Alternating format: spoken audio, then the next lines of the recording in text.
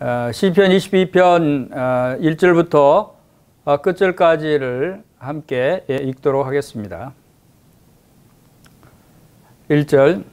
내 하나님이여 내 하나님이여 어찌 나를 버리셨나이까? 어찌 나를 멀리하여 돕지 아니하시오며 내 신음소리를 듣지 아니하시나이까? 내 하나님이여 내가 낮에도 부르짖고 밤에도 잠잠하지 아니하오나 응답하지 아니하시나이다. 이스라엘의 찬송 중에 계시는 주여, 주는 거룩하시니이다. 우리 조상들이 주께 의뢰하고 의뢰하였으므로 그들을 건지셨나이다.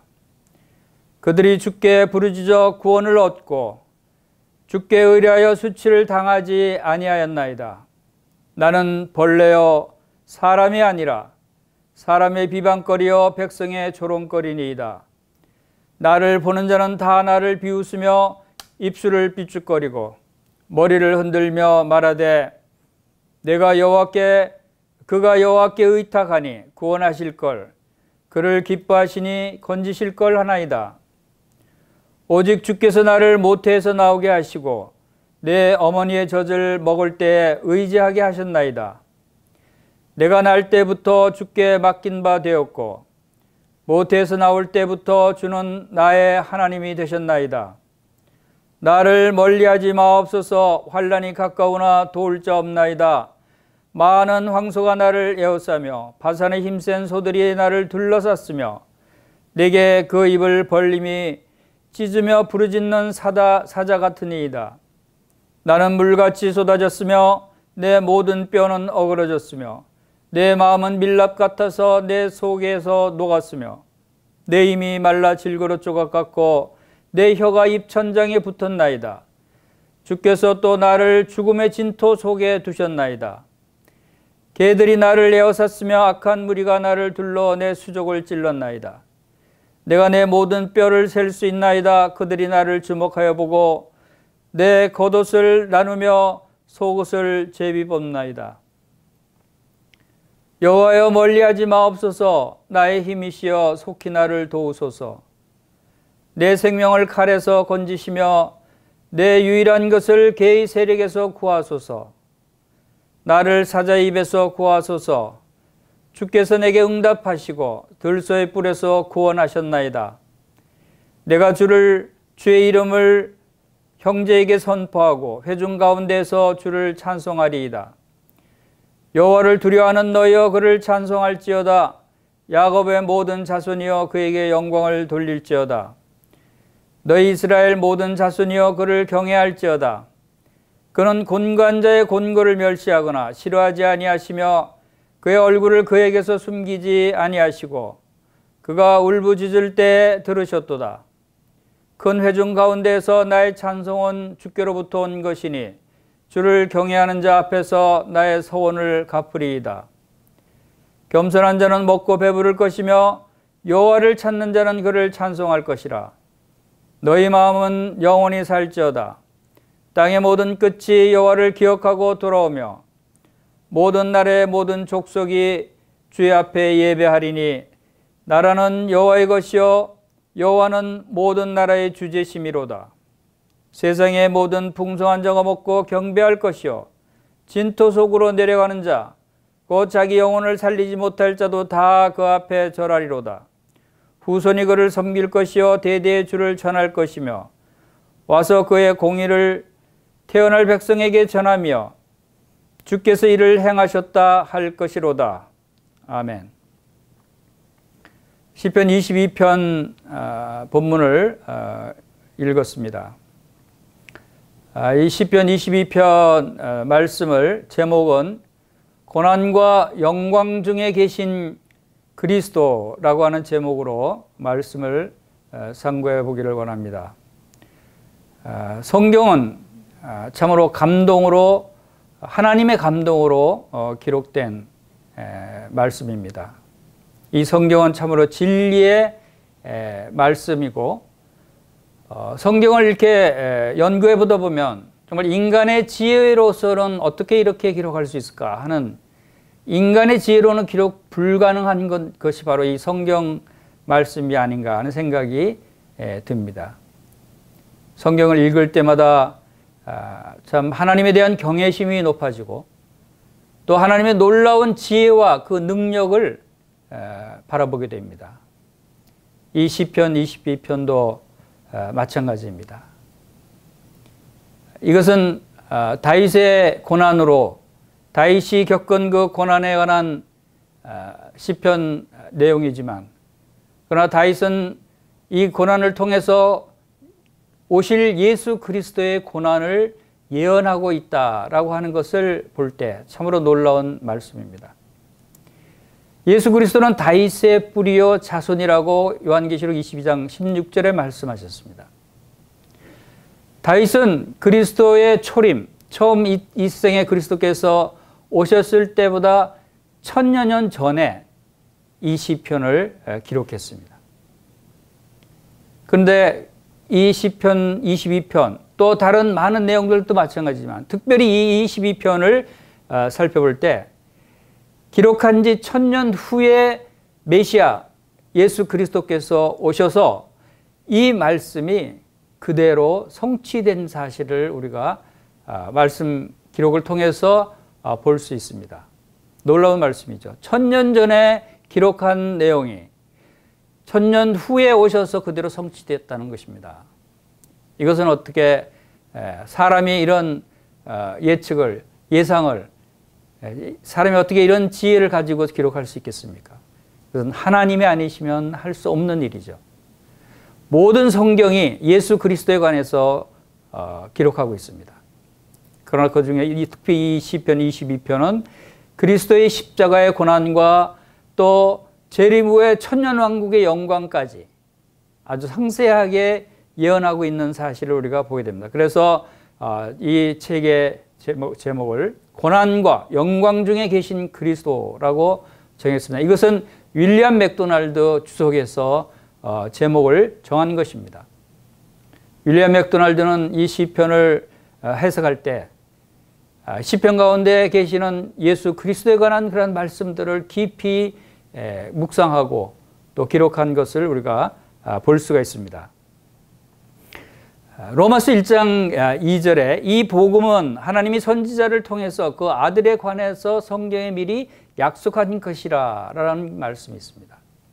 이 복음, 이 성경 말씀은 하나님이 선지자들 통해서 그 아들 예수 그리스도에 관해서 미리 약속하신 말씀이 바로 이 성경 말씀이다 라고 하는 것을 우리는 확인할 수 있는 것입니다. 그리고 에베소서 1장 4절에는 곧 창세전에 그리스도 안에서 우리를 택하사 우리로 사랑 안에서 그 앞에 거룩하고 흠이 없게 하시려고 그 기쁘신 뜻대로 우리를 예정하사 예수 그리스도로 말미암아 자기의 아들들이 되게 하셨으니 라고 하는 말씀이 있습니다. 하나님께서 우리를 택하신 것이 창세전에 우리를 택하셨다는 것입니다. 하나님께서 우리를 사랑하시되 예수 그리스도 안에서 이미 창세전부터 우리를 택하시고 우리를 부르시고 우리를 의롭다 하셨다고 하는 것을 우리가 말씀을 통해서 볼 수 있습니다. 그 말씀은 이미 우리가 태어나기 전에 오래전에 창세전부터 하나님의 경륜 가운데 하나님의 섭리 가운데 우리를 부르셨다는 것입니다. 그리고 그 과정 속에서 우리를 구원하시기 위해서 보내실 예수 그리스도를 계속해서 많은 선지자들 통해서 말씀해 오셨다고 하는 사실을 우리가 확인할 수 있습니다. 그것이 이 시편 22편에서도 볼 수가 있는 내용입니다. 우리는 왜 예수 그리스도께서 하나님의 아들이신데 하나님을 보내신 분인데 왜 이 같은 큰 고난을 당하시는가? 왜 예수님이 십자가에서 고난받으시고 죽으셔야 하는가? 왜 성경은 많은 구약에 말씀하고 있듯이 예수 그리스도의 고난에 대해서, 예수 그리스도의 죽으심에 대해서, 예수 그리스도의 또 부활에 대해서 이러한 내용들을 기록하고 있는가? 예수님이 이 땅에서 그 행하신 일, 그 발자취들, 그리고 십자가에서 고난받으시고 죽으신 이 사건은 정말 엄청난 일이 아닌가 하는 것을 생각하게 됩니다. 아마 그것은 이 세상을 창조하신 일보다 더 중요한 일이 아니었던가 하는 것을 보게 됩니다. 왜냐하면 이미 창세 전부터 계획하신 그리스도 안에서 우리를 택하신 하나님의 사랑이 이제 이루어지는 그러한 모습을 우리가 볼 수 있기 때문입니다. 하나님의 말씀이 육신이 되어 이 땅에 오신 분이 바로 예수 그리스도이십니다. 하나님은 사람의 모습, 종의 형체로 이 세상에 오셨다고 그랬습니다. 그러나 이 세상에 오셨으나 구원하기 위해서 오신 그 구원받아야 할 사람들이, 이 세상이 예수님을 거절하고 예수님을 배척하고 예수님을 십자가에 못 박는 일이 일어난 것입니다. 그것은 바로 사탄 마귀가 이 세상을 통치하는 이 세상 임금이었기 때문입니다. 그러나 이 모든 것은 하나님이 허락하신 것입니다. 예수님은 하늘의 12군단 더 되는 천사들을 보내서 예수님을 잡아가는 로마 군사들을 다 멸할 수도 있었습니다. 초자연적인 능력으로 그들을 다 멸하실 수도 있었어요. 아니면 주님을 잡으러 온 군사들이 예수님이 내려오다 할 때 다 엎드러졌어요. 겟세마네 동산에서. 그러나 그때 바로 피할 수도 있었습니다. 그러나 주님은 그렇게 하지 않은 것은 왜 자청해서 이 십자가의 고난의 길을 가시고 이 고난을 당하셨는가 하는 것은 바로 우리를 구원하시기 위해서 이 땅에 오셨기 때문입니다. 우리는 그 사실을 잊지 말아야 됩니다. 이 십자가는 바로 하나님의 공의를 우리에게 보여줍니다. 하나님의 완전한 사랑을 이루기 위해서 오신 예수 그리스도께서 십자가에서 고난 당하신 것입니다. 주님은 이 일을 이루시고 부활하시고 승천하셔서 하나님께 영광을 올려드리는 그러한 모습이 바로 이 시편 22편의 줄거리가 됩니다. 그래서 이 시편 22편 개요를 보면 내용이 이 시편 22편은 총 31절까지 있는데 두 부분으로 나눌 수가 있습니다. 첫 부분은 1절에서 21절 사이에 내용은 예수 그리스도의 삼중적인 고난에 대해서 기록하고 있습니다.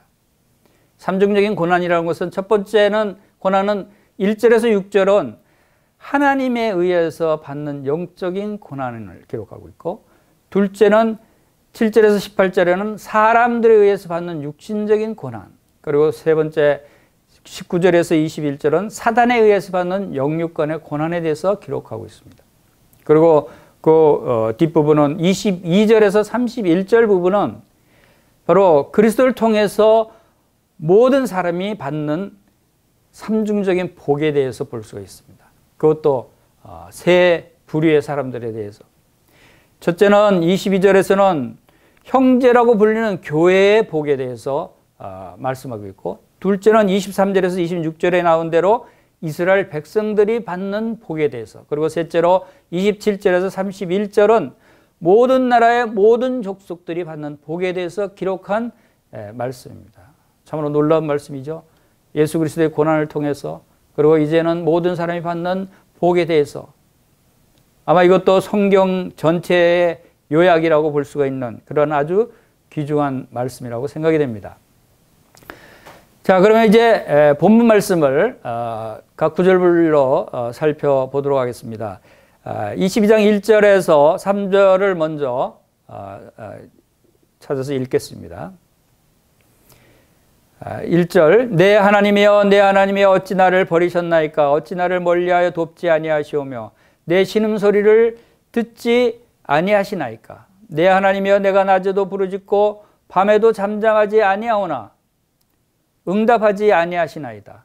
이스라엘의 찬송 중에 계시는 주여, 주는 거룩하시니이다. 주는 거룩하시니이다. 자, 이 말씀은 바로 신약 성경의 마태복음 27장 45절에 예수님께서 십자가 상에서 외치신 말씀입니다. 똑같은 말씀을 바로 십자가에서 외치신 것을 우리가 볼 수 있습니다. 마태복음 27장 45절에는 제6시로부터 온 땅에 어둠이 임하여 9시까지 계속되더니 제9시쯤에 예수께서 크게 소리질러 이르시되 엘리 엘리 라마 사막다니 하시니 이는 곧 나의 하나님 어찌하여 나를 버리셨나이까 하는 뜻이라.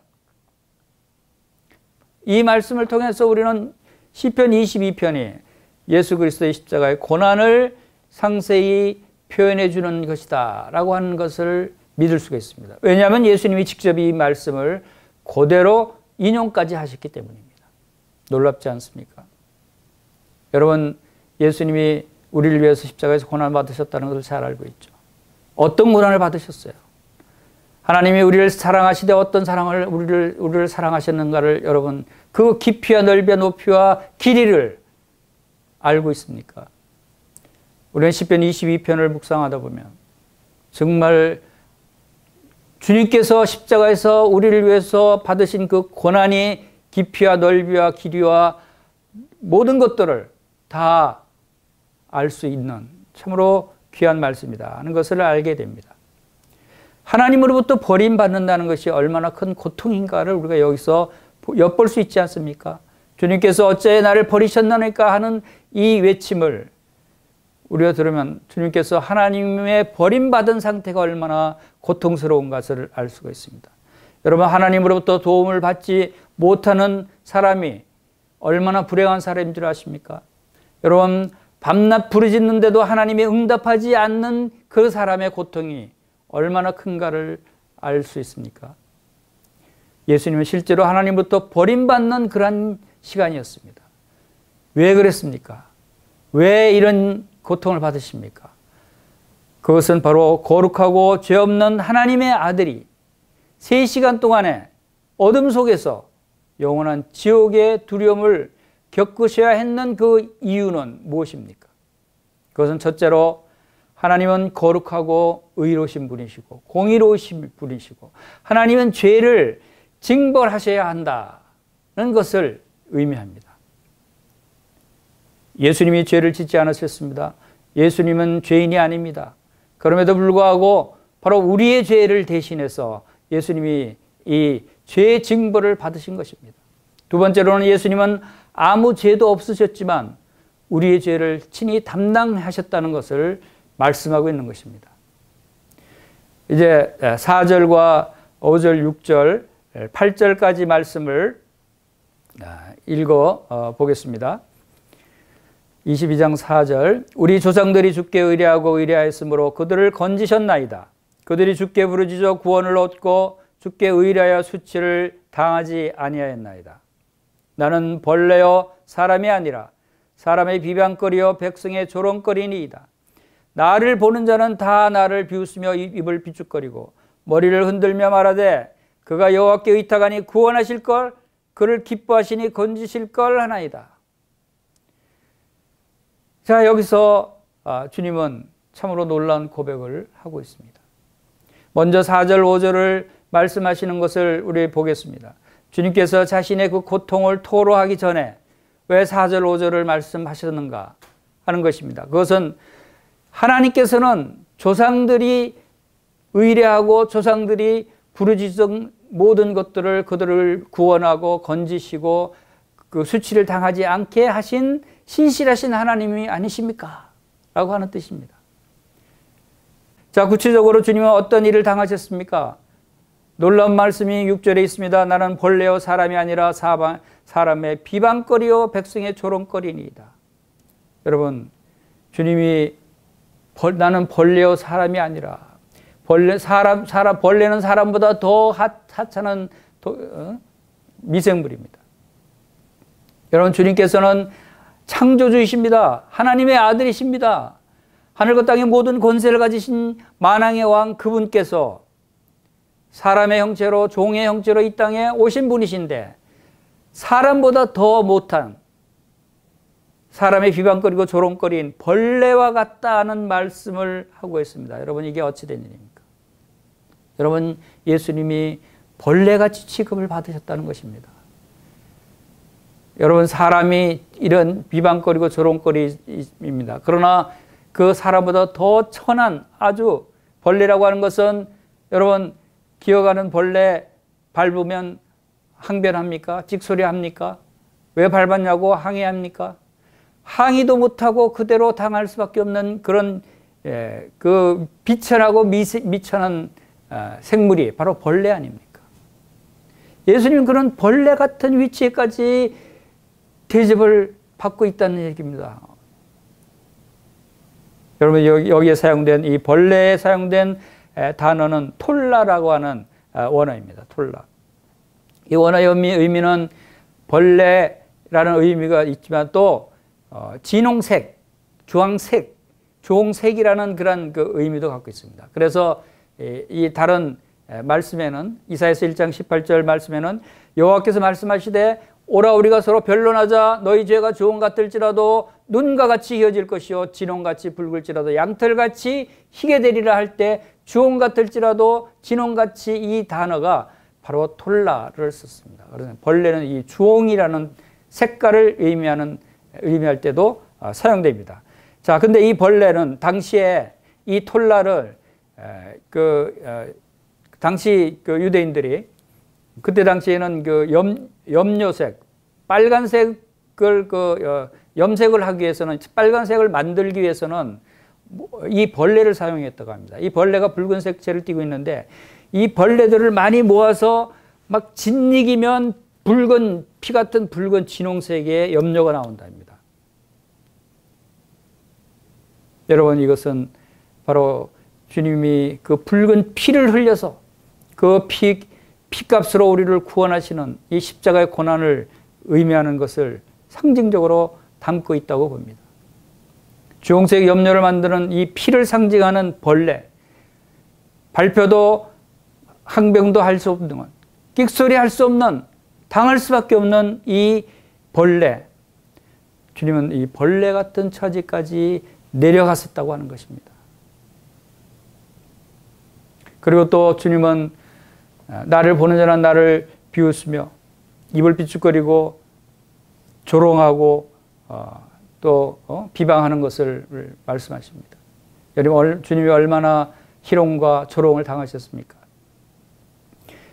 마태복음에 보면은 상세하게 십자가에서 조롱을 당하고 비방을 당한 내용들이 기록되어 있습니다. 마태복음 27장 27절부터 31절 내용에는 주님이 군대들에게 가시관을 엮어서 머리에 씌워서 머리에 피가 나시고 또 유대인의 왕이라고 조롱하면서 홍포를 입히시고 또 갈대를 꺾어서 손에 쥐게 하고 그리고 유대인의 왕이여 평안할지어다 하고 조롱하고 절하기도 하는 침 뱉고 머리를 치고 희롱을 다한 후에 옷을 들어 벗기는 이러한 조롱을 당하셨습니다. 만왕의 왕이 실제로 유대인의 왕이요 만왕의 왕이신 예수님께서 그러한 조롱을 당하시면서도 아무 얘기도 하지 않고 항변도 하지 않고 참으셨어요. 벌레같이. 그리고 지나가는 사람들이 조롱합니다. 마태복음 27장 35절에서 지나가는 자들은 자기 머리를 흔들며 예수를 모욕하여 이르되 성전을 헐고 사흘에 짓는 자여 네가 만일 하나님의 아들이면 너를 구원하고 십자가에서 내려오라. 그리고 또 남을 구원했으니까 너 자신을 구원해봐라. 이스라엘의 왕이라며 십자가에서 내려와 봐라. 너 하나님을 믿지 하나님의 아들이라며 하나님께서 너를 구원하실 거 아니냐. 그러한 조롱을 당하고 있었습니다. 그리고 같이 옆에 있는 십자가에 못 박힌 강도들도 이와 같이 욕하더라. 참으로 얼마나 주님께서 심한 조롱과 비난을 받으셨습니까? 이런 상태에 주님께서는 묵묵히 그대로 그러한 것을 다 당하시고 아무 항변도 하지 않고 아무 괴사도 없으시고 그 입에 괴사도 없으셨다고 하셨습니다. 왜? 우리를 위해서. 우리를 위해서 참으실 거예요. 9절부터 또 13절까지 말씀을 보겠습니다.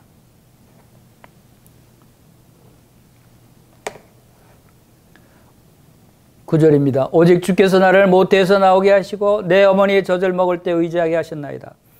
내가 날 때부터 주께 맡긴 바 되었고 모태에서 나올 때부터 주는 나의 하나님이 되셨나이다. 나를 멀리하지 마옵소서. 환난이 가까우나 도울 자 없나이다.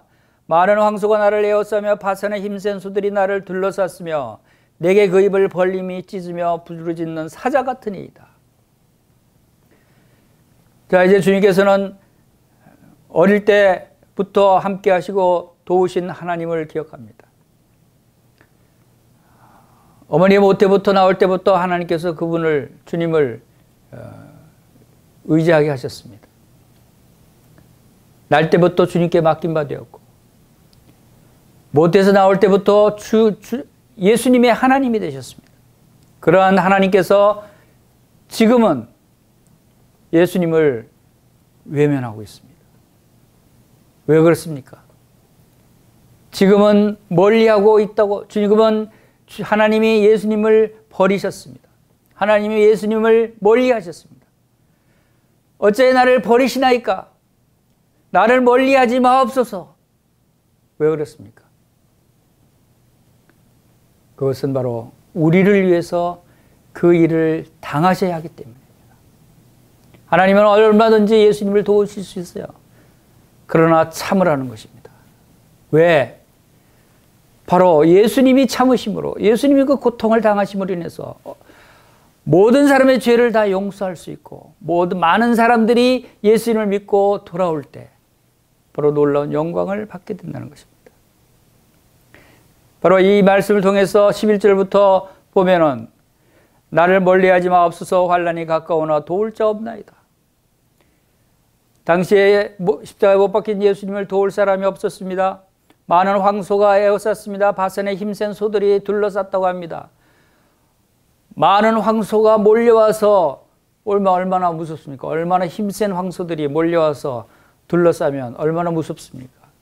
그리고 그 입이 벌림이 부르짖는 사자같이 잡아먹으려고 덤벼든다는 것입니다. 이것은 당시의 세상 상태를 잘 표현해주고 있지 않습니까?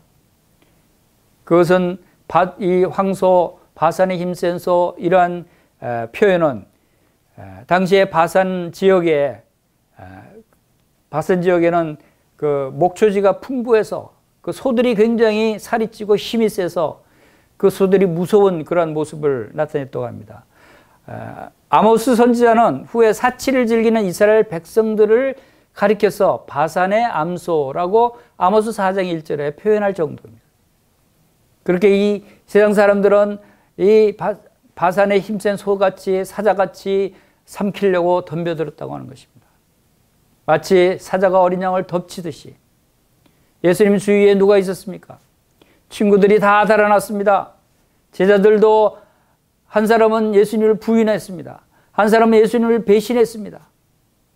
여러분, 빌라도는 무죄한 사람이 피를 흘려야 하는 줄 알았습니다. 예수님이 아무 죄가 없는 줄 알았어요.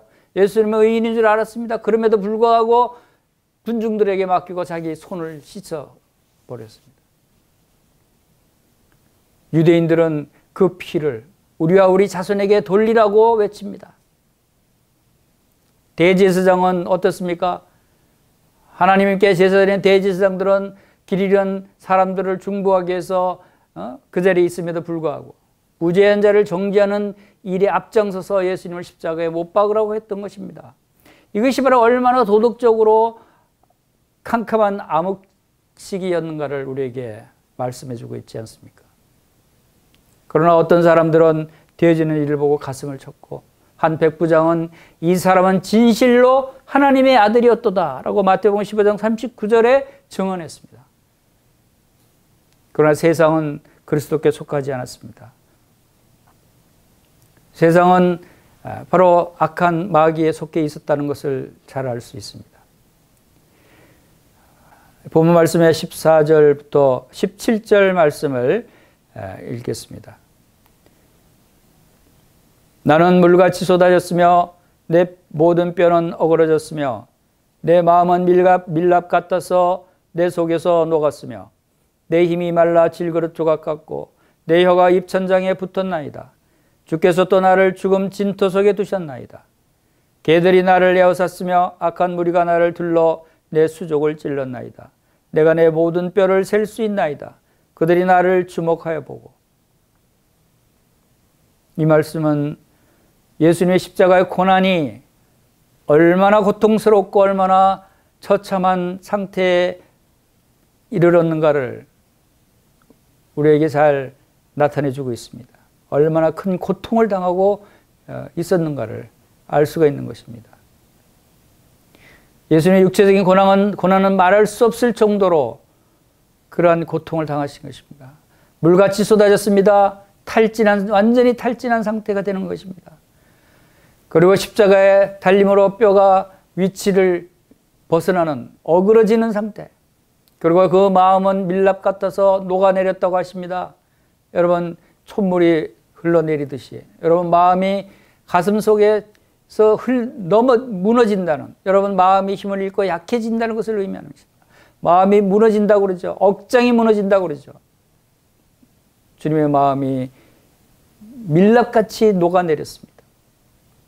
그리고 주님의 힘은 질그릇 조각같이 말라버렸습니다. 그 힘도 말라버렸어요. 얼마나 갈증이 심했으면 혀가 입천장에 붙었습니다.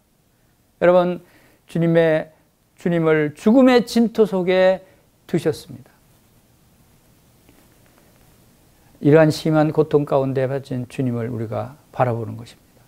그리고 16절에 보면은 개들이 나를 에워쌌으며 악한 무리가 나를 둘러 내 수족을 찔렀나이다. 개들은 바로 이방인들을 유대인들이 개라고 취급했습니다. 개들은 이때 당시는 바로 이방인들, 즉 로마인들입니다. 로마 군인들이 바로 예수님을 고문하고 채찍질하고, 그리고 십자가에 못 박을 때 발과 손과 발의 못을 박았습니다. 내 수족을 찔렀나이다. 이 말씀은 참으로 우리가 의미가 큰 말씀입니다. 이때 당시 예수님이 십자가에 못 박히기, 로마 지배하에 있기 천여 년 전 다윗 시대는, 그리고 그 이후로도 마찬가지지만 다윗 시대에는 십자가형이라는 것이 없었습니다. 그래서 이 수족을 찔렀다는 것이 그때 당시에는 어떤 의미로 받아들여질지 몰랐습니다. 그러나 이것은 천년 후에 십자가 형틀이라는 것을 통해서, 십자가에 손과 발이 못 박히는 사건을 통해서 이 말씀이 성취되는 것을 우리가 보게 됩니다. 놀라운 말씀입니다. 내 수족을 찔렀나이다. 십자가에 못 박혀서 죽으실 것을 정확하게 예언한 아주 중요한 말씀입니다. 그리고 모든 뼈를 셀 수 있다고 하는 것은 얼마나 뼈마디가 아팠습니까? 바로 이러한 주님의 고통을 우리는 기억해야 되는 것입니다. 여러분, 예수 그리스도께서 우리를 위해서 십자가에 죽으시고 우리의 모든 죄를 담당해 주셨다는 사실을 알고 있습니다. 여러분, 근데 그 십자가의 죽으심이 우리의 죄값을 담당하셨다고 하는 그 사실이 얼마나 고통스럽고, 얼마나 수치스럽고, 얼마나 참으로 조롱을 당하는 그러한 깊은 그 고통의 내면을 우리는 알아야 되는 것입니다. 그럴 때 참으로 주님께 감사하게 되고, 참으로 하나님의 사랑이 얼마나 큰 사랑인가를 알게 되는 것입니다. 하나님이 세상을 이처럼 사랑하사 독생자를 주셨으니 이는 그를 믿는 자마다 멸망하지 않고 영생을 얻게 하려 하심이라. 요한복음 3장 16절 이 말씀의 의미를 여러분 아십니까? 하나님이 이 세상을 사랑하십니다. 이처럼 사랑하셨다는 말씀의 뜻이 얼마만큼 사랑하셨다는 것을 말씀하고 있습니까? 바로 그 이처럼 사랑하셨다는 말씀의 진정한 의미가 바로 이 시편 22편에 기록되어 있다고 하는 사실입니다.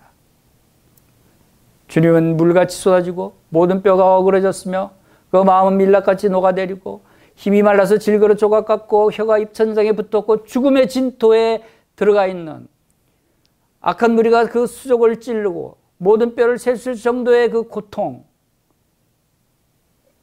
이와 같이 우리를 사랑하셨다는 겁니다. 그 사랑은 이런 사랑이었다는 것입니다. 하나님이 세상을 이처럼 사랑하신 것이 우리를 위해서 이 같은 아주 처참한 고통 가운데 십자가를 지셨다고 하는 것입니다. 죄를 심판하는 잔을 마신다는 것이 얼마나 무섭고 끔찍한 일이었는가를 우리는 알아야 됩니다. 그것을 알 때 진정한 하나님께 감사할 수 있습니다. 하나님을 찬양할 수 있습니다. 하나님께 영광을 돌릴 수 있습니다. 우리의 삶이 달라질 수 있습니다. 우리가 기뻐할 수 있는 것입니다. 하나님의 사랑이 이처럼 놀라운 사랑이 무엇이구나.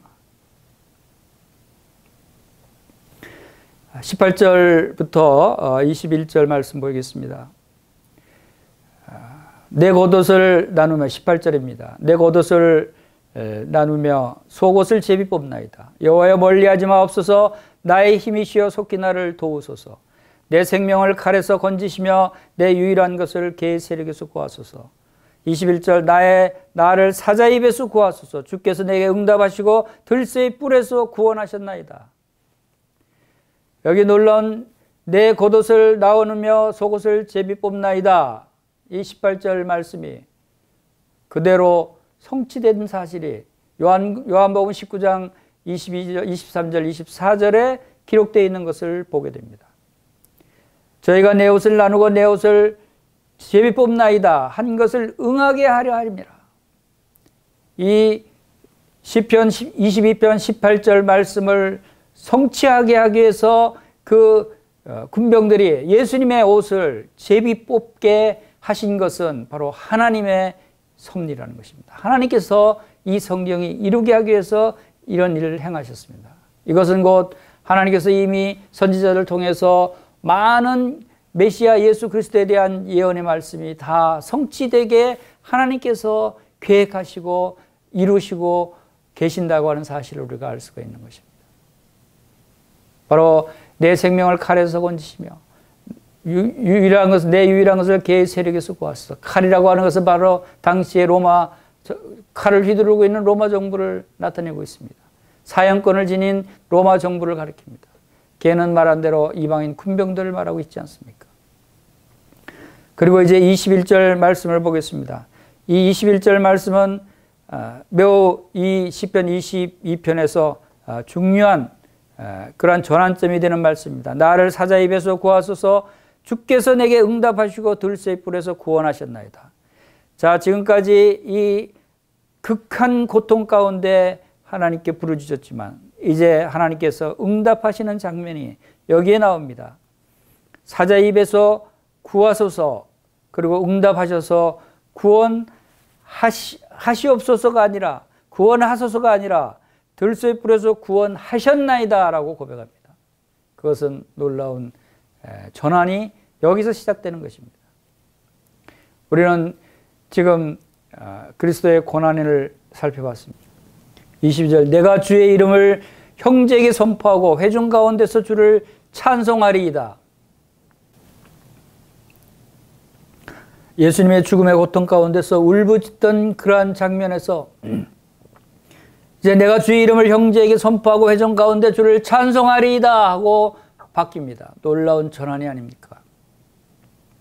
이제 여기서 이를 형제에게 선포하고 회중에서 찬송하리라. 이 말씀은 참으로 우리에게 놀라운 축복을 주시는 말씀입니다.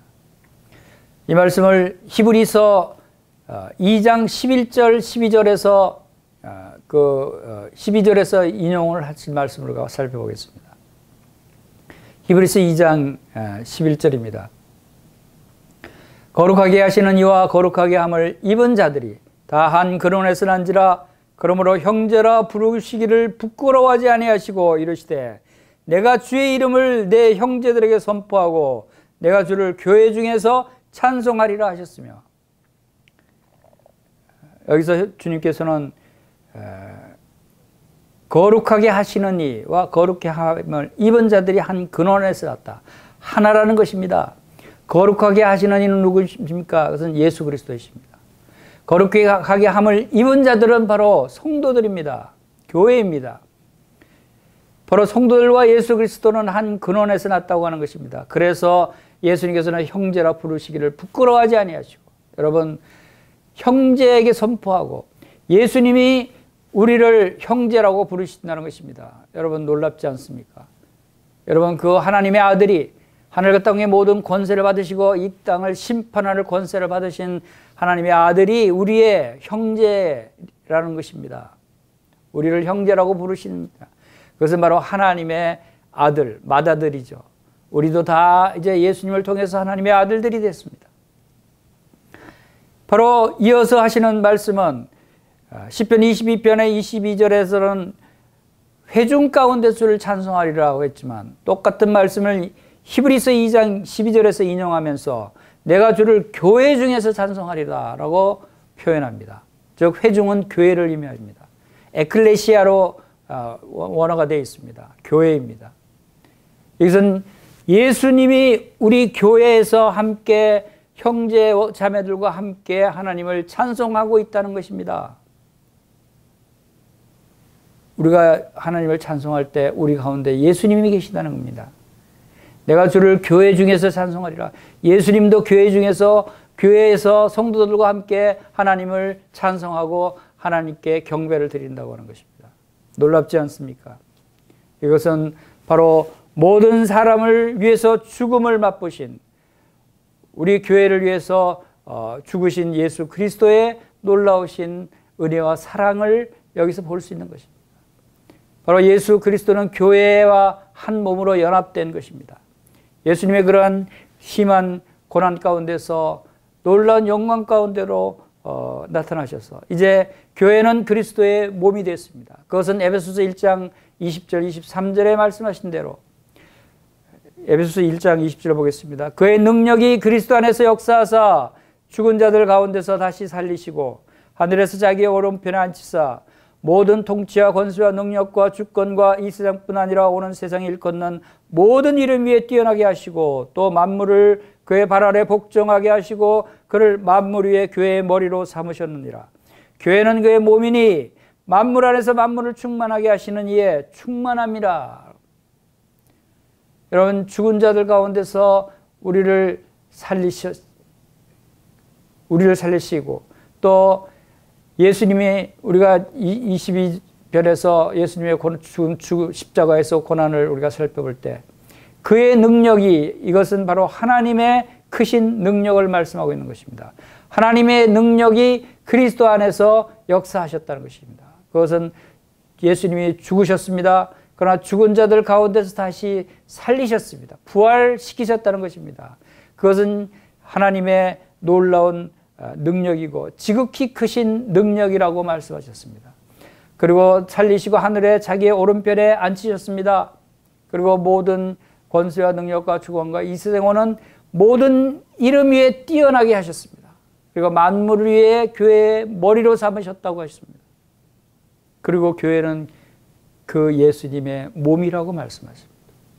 놀랍지 않습니까? 우리를 위해서 십자가에서 고난받으시고 죽으신 그 예수님이 이제 교회와 한 몸을 이루시고 교회 그 몸의 머리가 되셨습니다. 교회의 머리는 예수님입니다. 바로 하나님의 아들 예수 그리스도가 교회의 머리라고 하십니다. 우리는 그 몸이라고 하십니다. 그것은 무엇을 의미합니까? 머리와 몸의 관계는 하나라는 것입니다. 고통을 같이 느끼고 같은 연합된 모습을 나타내고 있는 것입니다. 영광도 함께 나누고 고난도 함께 나누는 것을 의미하는 것입니다. 놀라운 신분으로 교회를 말씀하고 있는 것입니다. 이제 23절부터 26절 말씀을 보겠습니다. 여호와를 두려워하는 너희여 그를 찬송할지어다. 야곱의 모든 자손이여 그에게 영광을 돌릴지어다.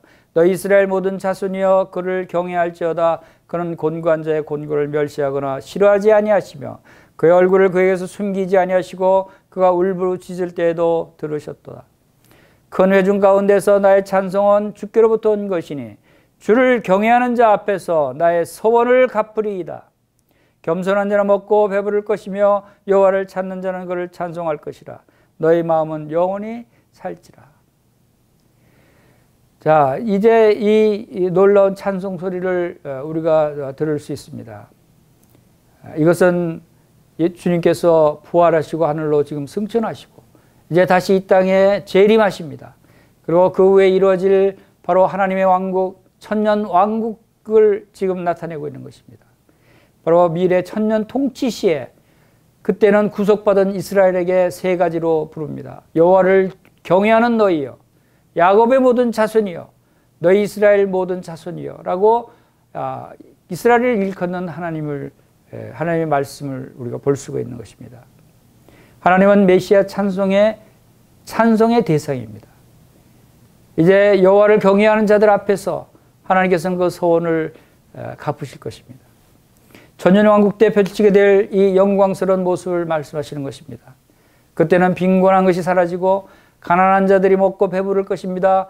땅은 하나님을 찬송하는 찬송소리로 가득할 것입니다.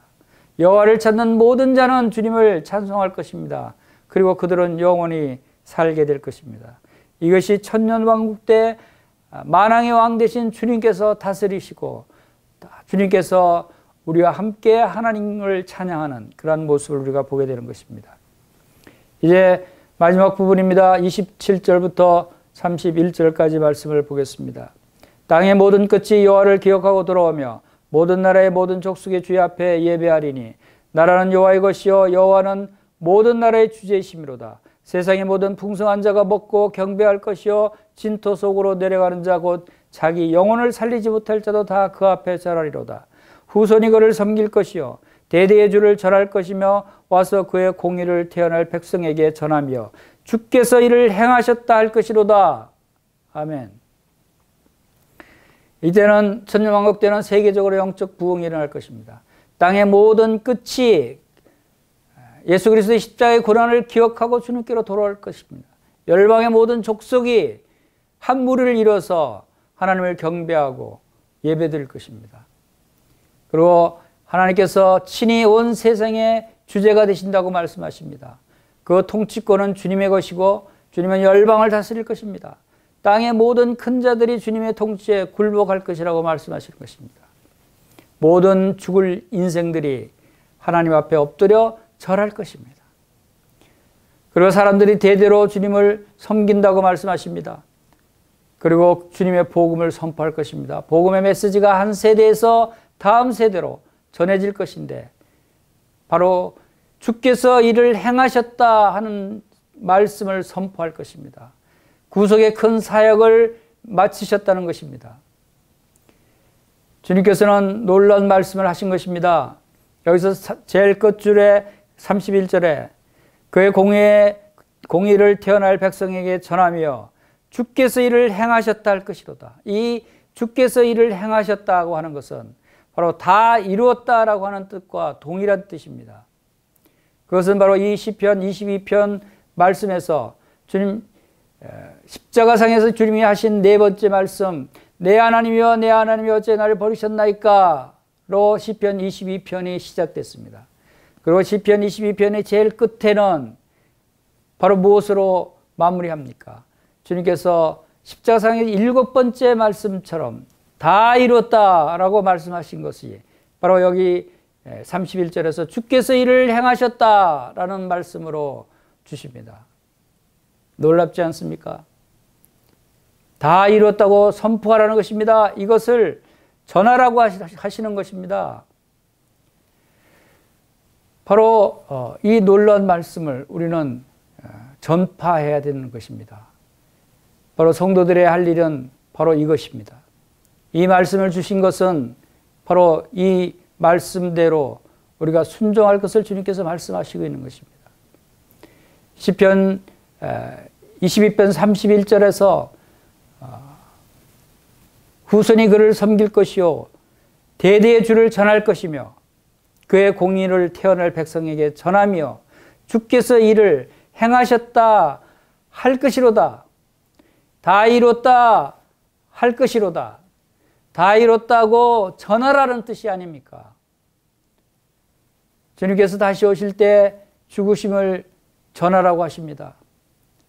여러분, 주님께서 죽으시기 전에 분부하신 중요한 말씀이 있습니다. 그것은 바로 주님께서 성만찬을 제정하시는 말씀입니다. 마태복음 26장과 마가복음 14장과 또 누가복음 22장에서 말씀하신 그 말씀을 이제 고린도전서 11장에서 다시 말씀하고 있습니다. 고린도전서 11장 23절을 보겠습니다. 내가 너에게 전한 것은 주께 받은 것이니 곧 주 예수께서 잡히시던 밤에 떡을 가지사 축사하시고 떼어 이르시되 이것은 너희를 위한 내 몸이니 이것을 행하여 나를 기념하라 하시고 식후에 또 그와 같이 잔을 가지시고 이르시되 이 잔은 내 피로 세운 새 언약이니 이것을 행하여 마실 때마다 나를 기념하라 하셨으니 너희가 이 떡을 먹으며 이 잔을 마실 때마다 주의 죽으심을 그가 오실 때까지 전하는 것이니라 라고 이 성만찬 제정하시고 성만찬을 행할 것을 말씀하십니다. 성만찬을 행하는 것은 주의 죽으심을 주님이 다시 재림하실 때까지 전하는 것이라고 말씀하십니다. 주님께서 밤에 떡을 가지사 축사하시고 말씀하셨습니다. 이것이 뭐라고 그랬습니까? 너희를 위하는 내 몸이다 그랬습니다. 주님께서 그 몸을 우리를 위해서 어떻게 내주셨습니까? 주님께서 어떤 고난을 당하셨습니까? 주님께서 어떠한 고통 가운데 그 몸을 내어주셨습니까? 얼마나 깊은, 얼마나 비참한 상태까지 빠졌습니까? 주님은 벌레같이 당하셨습니다. 그러한 주님의 고난을 기념하라는 것입니다. 기억하라는 것입니다.